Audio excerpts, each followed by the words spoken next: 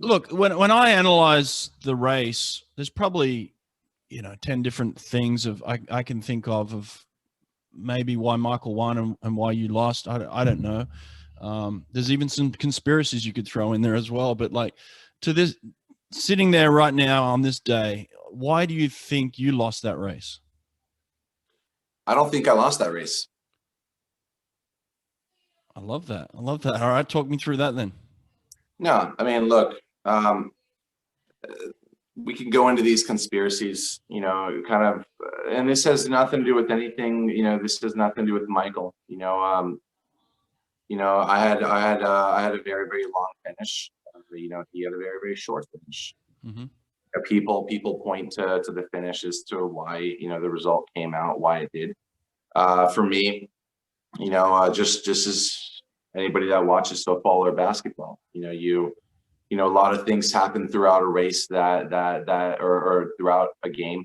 A missed free throw, a missed pass, just things happen throughout the game, which are more of a reason as to why, the end result is as it is. But in the beginning, I specifically remember that there were photos of me where I was specifically touching the ball and he wasn't there.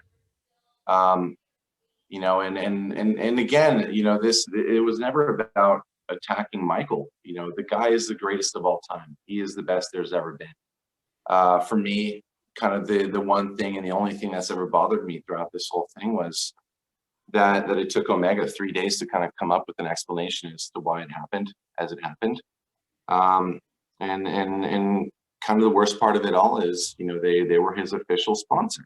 There's a lot of money at the Olympics for those people that don't know, and these corporate sponsors, they have a lot of reason, and and we're talking billions of reasons to have things go their way and to have their guys be promoted. And that aside, just kind of moving forward, from that day, I always just kind of said, like, it's not okay for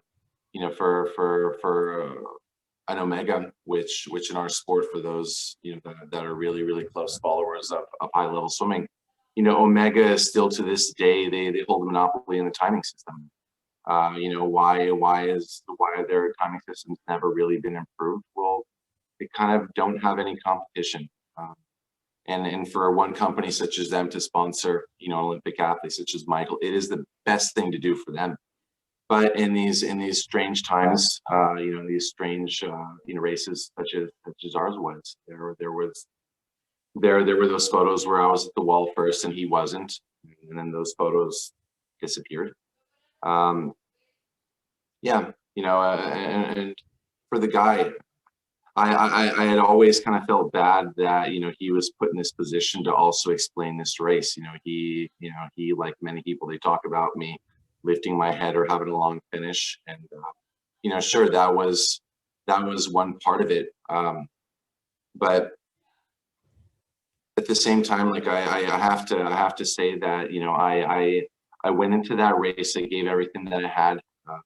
When you're in that race and you finish the race, you're not necessarily underwater looking you're not necessarily underwater looking at the next guy.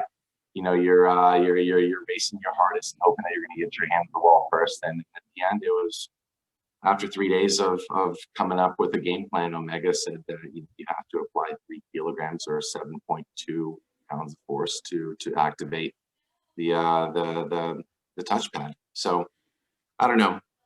It is what it is. It was an epic battle, but for me, just kind of going back, one of my greatest regrets throughout my career was like being pegged to this guy, which happens to be the greatest swimmer of all time, and never truly knowing, who he was and what kind of guy he is, and at least never sharing a beer. With all of my competitors throughout my career, I've got a pretty good relationship with all of them, and there were times where I beat one. I would beat some of them and I would lose to some of them, and then we would always kind of chalk it up at a bar, or just hanging out and just being like, hey man, I got you.